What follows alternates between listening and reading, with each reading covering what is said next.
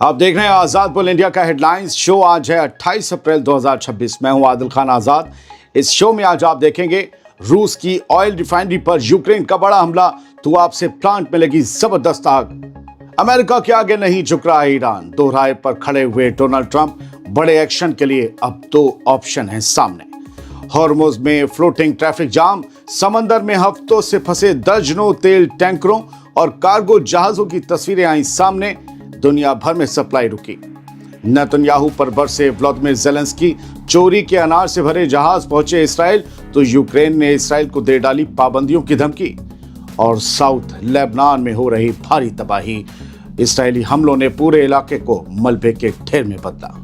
ये थी कुछ हेडलाइंस, खबरें होंगी इनसे ज्यादा। शुरुआत करते हैं। रूस के ब्लैक सी के किनारे पर मौजूद तो से ऑयल रिफाइनरी एक बार फिर से दहक रही है। यूक्रेन ने 28 अप्रैल को इस रिफाइनरी पर एक और बड़ा ड्रोन हमला किया है, जिसके बाद पूरे प्लांट में कम से कम 3 अलग अलग जगहों पर भारी आग लग गई है। पिछले 12 दिनों में इस ऑयल इंफ्रास्ट्रक्चर पर यह तीसरा बड़ा हमला है। इससे पहले 16 और 20 अप्रैल को भी यहां जोरदार हमले हुए थे, जिसमें दर्जनों फ्यूल स्टोरेज टैंक तबाह हो गए थे। यूक्रेन के जनरल स्टाफ ने साफ कहा है कि ये रिफाइनरी रूसी फौज को ईंधन यानी ऑयल सप्लाई करने का काम करती है, इसीलिए इसे निशाना बनाना जरूरी था ताकि रूस की फौज की रफ्तार को थामा जा सके। दोस्तों, इस ताज़ा हमले के बाद रिफाइनरी के अंदर मौजूद फ्यूल टैंकों से आग की ऊंची लपटें उठ रही हैं।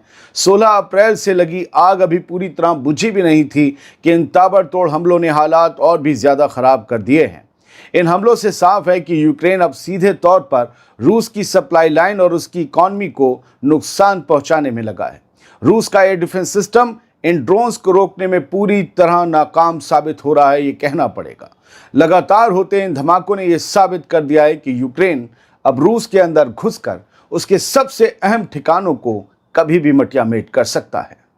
बात ईरान की, जो किसी भी कीमत पर झुकने को तैयार नहीं है और उसने अपनी शर्तें सामने रख दी हैं। इसी वजह से अमेरिका के सदर डोनाल्ड ट्रंप अब एक ऐसे दोहराए पर खड़े हैं जहां से लिया गया एक फैसला या तो राहत दे सकता है या फिर मुकम्मल तबाही ला सकता है। 28 अप्रैल की शाम को आई एक्सियोस की रिपोर्ट के मुताबिक ईरान के साथ निपटने के लिए ट्रंप 2 रास्तों पर गौर कर रहे हैं। या तो सीधे मिलिट्री हमले किए जाएं, दोबारा जंग शुरू की जाए, या फिर मैक्सिमम प्रेशर वाली पाबंदियों को जारी रखा जाए ताकि ईरान को समझौते के लिए मजबूर किया जा सके। और इसके लिए हॉर्मुज की नाकेबंदी और टाइट होगी। इस कशमकश की अहम बातें ये हैं कि ट्रंप ने कई बार बेहद सख्त रुख अपनाया है और अपने एक सलाहकार से यहाँ तक कह दिया है कि ईरान के लीडर्स को सिर्फ बमों की जुबान समझ आती है।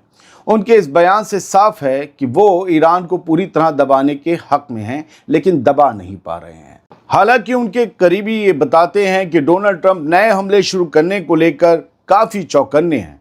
वो फिलहाल इस बात को लेकर परेशान तो हैं, लेकिन ज़मीनी हकीकत को भी समझ रहे हैं कि ईरान को यह आसान खीर नहीं होने पता है। ट्रंप फिलहाल फौजी ताकत का इस्तेमाल करने से बच रहे हैं, लेकिन इसका मतलब ये नहीं है कि वो अपने कदम पीछे खींच रहे हैं या कभी हमला दोबारा नहीं करेंगे।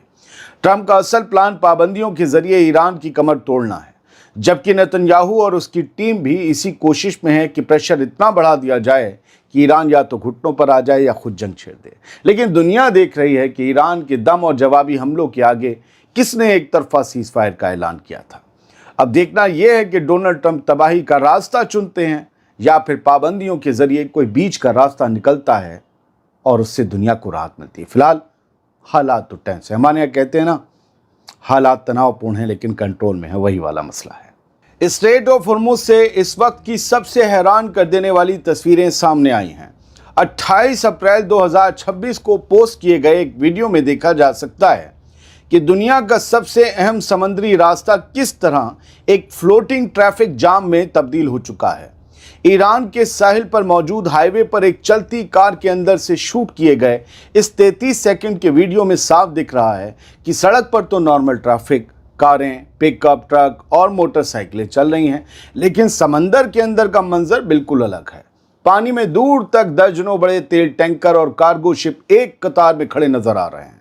अमेरिका और ईरान की तरफ से जारी अपनी अपनी नाकेबंदी से और इस खित्ते में बढ़ते तनाव की वजह से ये तमाम हैवी जहाज हॉर्मुज में अटके हुए हैं, जिसकी वजह से ग्लोबल मार्केट में तेल की कीमतें तेजी से ऊपर जा रही हैं। ये जहाज यहाँ कई हफ्तों से फंसे हुए हैं। दुनिया भर का लगभग 20% तेल इसी रास्ते से होकर गुजरता है, लेकिन आज ये जगह किसी पार्किंग लॉट जैसी दिख रही है। ये तस्वीरें गवाह हैं कि अमेरिका और ईरान के बीच चल रही तानातनी ने किस तरह पूरी दुनिया की सप्लाई लाइन को ठप कर दिया है। ये मंजर बता रहा है कि अगर जल्दी कोई हल नहीं निकला तो आने वाले दिनों में ग्लोबल इकोनॉमी को इसकी बहुत बड़ी कीमत चुकानी पड़ सकती है। आपको और हमको भी वो कीमत चुकानी पड़ सकती है।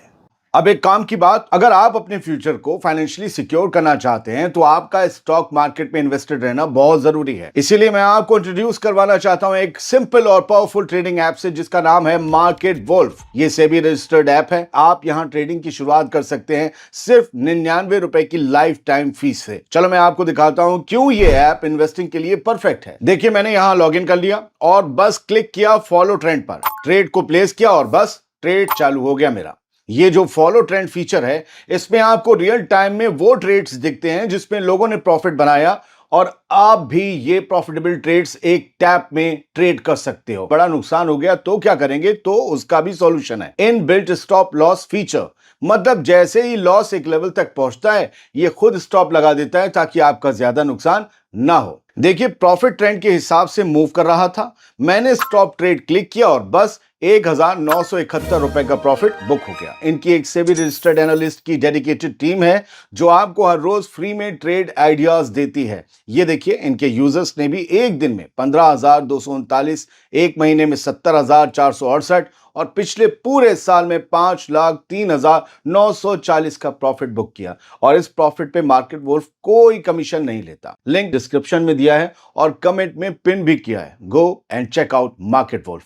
और हाँ, मामला पैसे का है तो बस यही कहूंगा कि जरा ध्यान से पैसा लगाएं, क्योंकि हर बिजनेस में रिस्क होता है। व्लादिमीर ज़ेलेंस्की अब नेतन्याहू पर बरस पड़े हैं। दोनों मुल्कों के बीच टेंशन बढ़ रही है और वजह है चोरी का अनाज। अब इस मामले में यूक्रेन इसराइल के खिलाफ कुछ पाबंदियां लगाने की कोशिशों में जुट गया है। 28 अप्रैल को आई इस बड़ी खबर को जरा तफसील में समझिए। यूक्रेन के सदर व्लादिमीर ज़ेलेंस्की ने इसराइल को चोरी का अनाज अपने बंदरगाहों पर उतारने की इजाजत देने के लिए खरी खोटी सुनाई है। ज़ेलेंस्की ने दावा किया कि इसराइल उन जहाज़ों को पनाह दे रहा है जो रूस के कब्जे वाले यूक्रेनी इलाकों से चोरी किया गया यूक्रेन का अनाज लेकर आ रहे हैं। ज़ेलेंस्की ने सोशल मीडिया प्लेटफॉर्म पर लिखा कि एक और ऐसा ही जहाज इसराइल के बंदरगाह पर पहुंच चुका है और अनाज उतारने की तैयारी कर रहा है। उन्होंने साफ लफ्जों में कहा कि ये कोई जायज़ बिजनेस नहीं है, लीगल बिजनेस नहीं है, और इसराइली हुक्काम को इस बात का पूरा पता है कि उनके यहाँ कौन से जहाज आ रहे हैं और उनमें क्या लदा है। यानी ज़ेलेंस्की कह रहे हैं कि नाजायज़ सेटलर्स की तरह ही इसराइली हुकूमत भी नाजायज़ और चोरी वाले काम कर रही है। दोस्तों, यूक्रेन और इसराइल के बीच ये डिप्लोमेटिक तकरार तब और बढ़ गई जब यूक्रेन के फॉरेन मिनिस्टर ने इसराइली एम्बेसडर को तलब कर लिया कीव में 28 अप्रैल को। यूक्रेन का इल्ज़ाम है कि इसराइल उन रूसी जहाज़ों को रोकने में कोई दिलचस्पी नहीं दिखा रहा है जो चोरी का माल ढो रहे हैं। एक रिपोर्ट के मुताबिक पेनोरमिटिस नाम का जहाज़ इस वक्त कब्जे वाले हाइफा बंदरगाह पर रुकने की परमिशन का इंतजार कर रहा है इसराइल में, जबकि इस साल अब तक ऐसे 4 जहाज इसराइल में माल उतार चुके हैं और यूक्रेन के मुताबिक इसराइल चोरी का माल खरीद रहा है। लेकिन आपने गौर किया कि इसराइल को यह अनाज और रोटी बेच कौन रहा है या भेज कौन रहा है? ईरान का दोस्त रूस। यही तो जियोपॉलिटिक्स है। इसराइल ने यूक्रेन के इन दावों को सिरे से खारिज कर दिया है।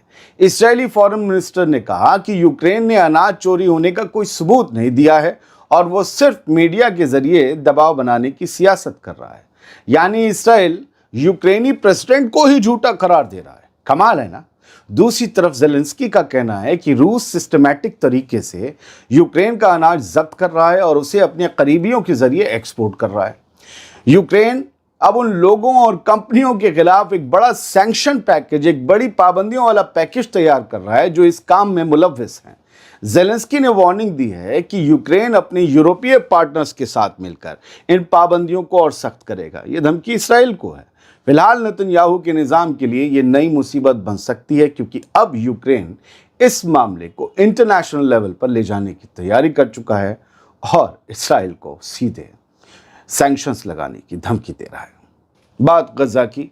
गजा के आसाद इलाके में बेघर हुए मासूम बच्चों और औरतों और बुजुर्गों की बेबसी की ये तस्वीरें दिल को हिला देती हैं।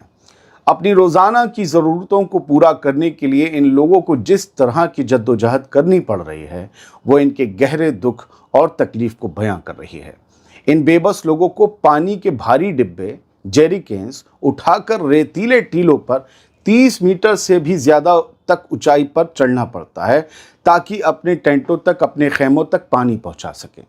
चिलचिलाती धूप और टहती हुई रेत के बीच ये सफ़र इनके लिए किसी इम्तिहान से कम नहीं है। छोटे छोटे बच्चे और बुजुर्ग, कमज़ोर बुजुर्ग भी इस भारी बोझ को ढोने पर मजबूर हैं क्योंकि वहाँ पानी की सप्लाई का कोई और रास्ता नहीं बचा है। ये मंजर बताता है कि जंग की वजह से अपनी ज़मीन से उखड़े इन लोगों के लिए ज़िंदगी कितनी सख्त हो चुकी है। एक तरफ नेतन्याहू की बमबारी ने इनके घर छीन लिए और दूसरी तरफ बुनियादी चीज़ों के लिए भी इन्हें हर दिन मौत से जूझना पड़ रहा है। पूरी दुनिया की खामोशी के बीच ये लोग रेत के इन ऊंचे टीलों पर सिर्फ पानी नहीं बल्कि अपनी ज़िंदगी की उम्मीदें भी ढो रहे हैं। क्या आप देख रहे हैं? जनूबी लेबनान के गांव तिबनीन पर इजरायली एयरफोर्स ने बेहद खौफनाक हमला किया है जिसकी तबाही का मंजर देखकर रूह कांप जाए। जब मकामी लोग वहां दाखिल हुए तो उन्होंने देखा कि पूरा गांव मलबे के ढेर में बदल चुका है, जहां न घर बचे हैं और ना ही सड़कें। ढलते सूरज की रोशनी में चारों तरफ सिर्फ बर्बादी और सन्नाटा पसरा हुआ था, जैसे वहां कभी कोई जिंदगी थी ही नहीं। इस कदर तबाही के बावजूद पूरी दुनिया इस जुल्म पर चुप्पी साधे बैठी है, जो कि एक बेहद शर्मनाक मुकाम है। इसराइल को मिल रही इस खुली छूट ने लेबनान के मासूमों का जीना मुहाल कर दिया है और तबाही का ये सिलसिला रुकने का नाम नहीं ले रहा। ये तस्वीरें 28 अप्रैल को हुए हमले के बाद सामने आई हैं। जनूबी लेबनान के गांव बराइशित और शकरा पर हमला करते हुए इसराइली हुकूमत ने फास्फोरस बमों का इस्तेमाल किया है। अलमायदीन की रिपोर्ट के मुताबिक इन रिहायशी इलाकों को निशाना बनाने के लिए इसराइल ने इन खतरनाक बमों को गिराया। ईरान की तस्नीम न्यूज़ ने अपने एक्सपोस्ट में लिखा, फास्फोरस बमों के इस्तेमाल से बड़े पैमाने पर आग लग गई है और एयर पोल्यूशन भी बढ़ गया है। इन हमलों का मकसद मकामी आबादी में दहशत फैलाना और रिहायशी ठिकानों को भारी नुकसान पहुंचाना है। इसराइली फ़ौज की इस कार्रवाई के बाद पूरे इलाके में शदीद तनाव का माहौल है। एक दो खबरें यहाँ से।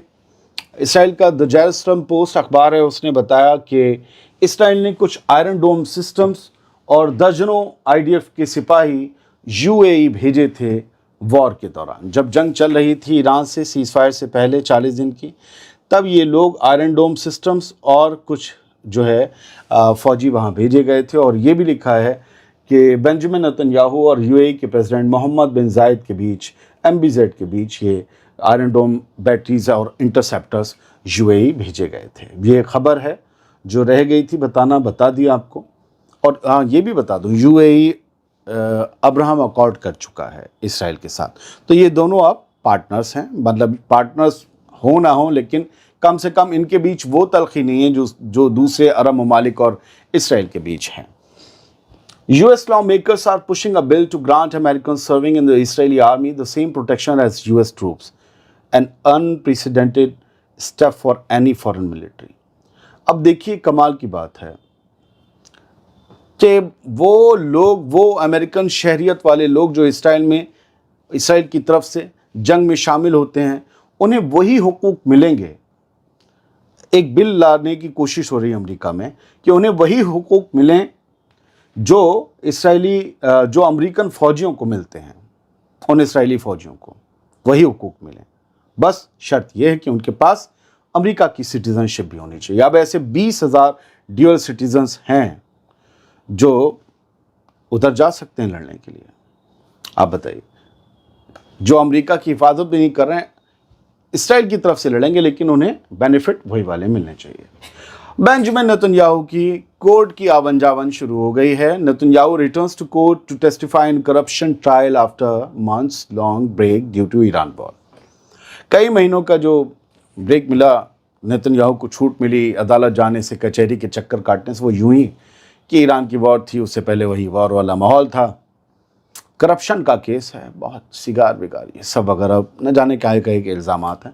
تو فادر لینڈ کے پرائم منسٹر کی جو ہے اب پیشیاں لگنی شروع ہو گئی. آج گیا بھی تھا، تھوڑا جلدی نکل گیا. خیر، بہت بہت شکریہ. سلامت رہیے، خوش رہیے. مارکیٹ وولف ایپ کے 2 ملین سے زیادہ ڈاؤن لوڈز آلریڈی ہو چکے ہیں. لنک میں نے کمنٹ میں پن کیا ہے، بس کلک کر کے اسے ڈاؤن لوڈ کر سکتے ہیں.